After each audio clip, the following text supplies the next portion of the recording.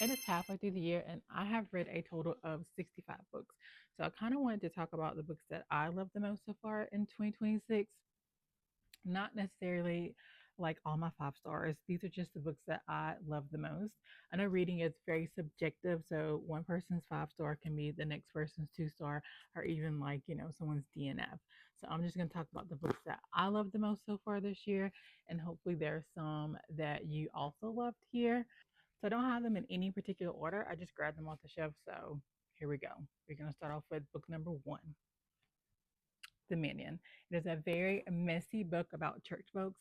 If you are Southern Baptist, you know how messy church folks can be. So good.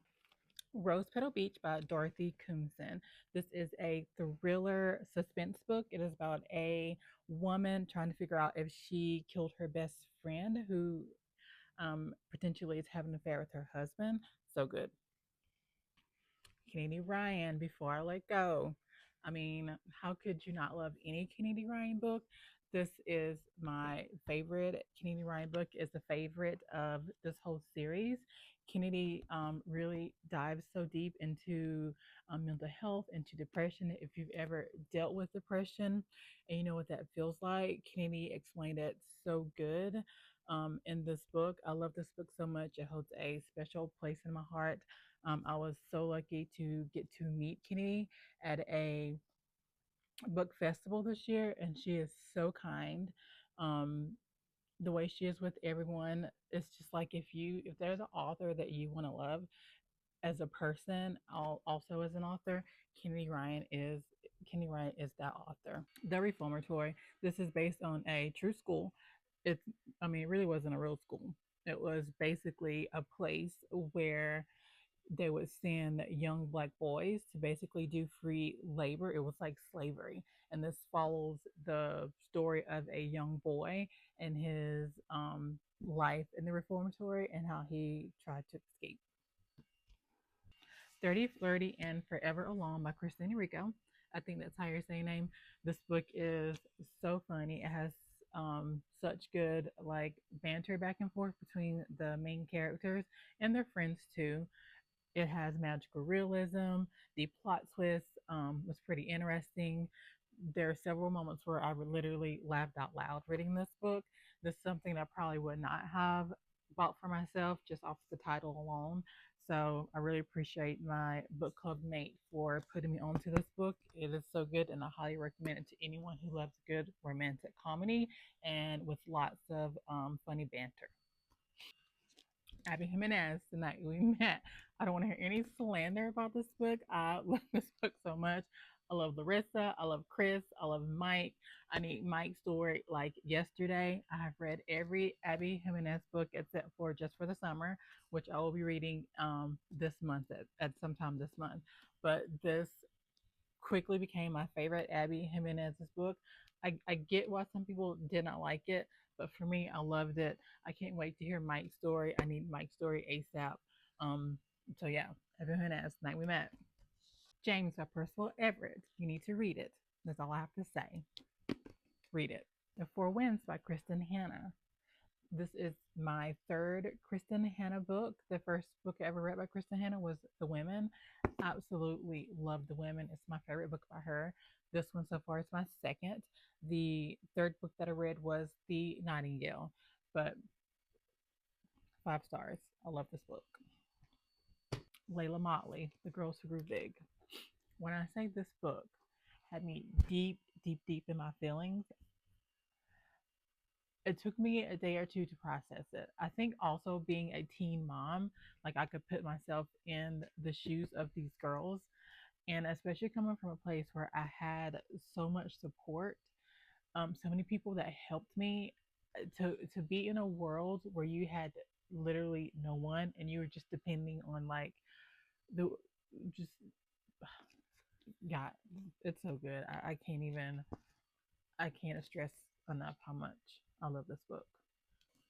Broken Country. This was the first book I read of 2026. 5 stars out the gate. We started off 2026 with a bang. When I say this book broke me, I'm still like I don't know.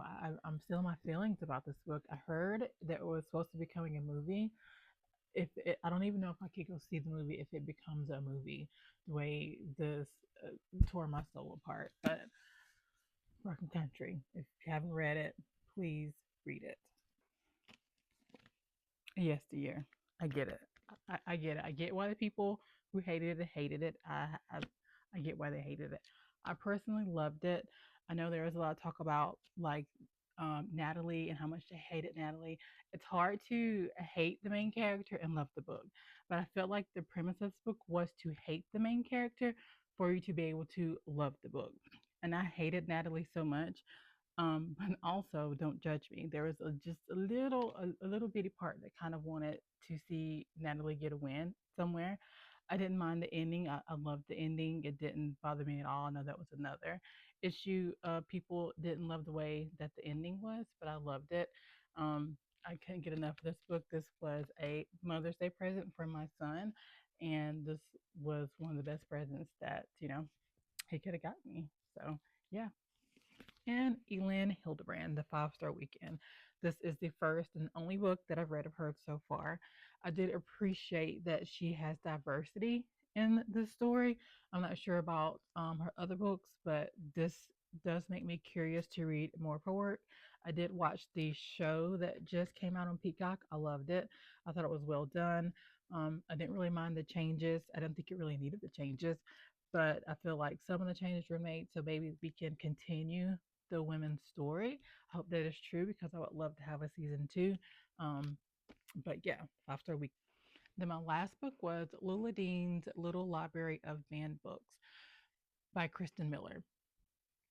Such a great book in a world that, you know, it's so political and some people like to shy away from that. I really appreciate that Kristen Miller really leans into it, and because at some point it's really about morals to me more than just politics. And she's another person that I appreciate her writing for her diversity and also diving into things, the patriarchy, um, that a lot of authors don't like to touch. So I really appreciate her writing for that. This book has a ton of characters. When I say a ton, I mean a ton of characters. So I thought that was going to be something that turned me off. But as I got into the story, it really, became easier to, as each character in each chapter came about. It is such a great book.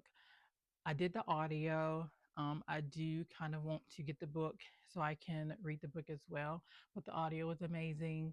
I recommend that book to anyone who does see books of being political and they do have opinions about the state and the way that things are today. It is very important to read. If you have kids, I would suggest that you let your kids read it.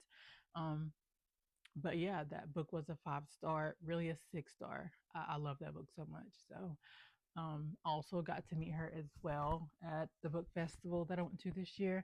And I just love authors who, have a voice and they stand 10 toes down for something. And they not only put it in writing in books, but they also speak it into life as well. And they're not afraid to talk about it. So Kristen Miller is another one of those authors who does that. So yeah, that is my half of year reading wrap up, and looking forward to seeing what the rest of 2026 has for me as far as reading goes.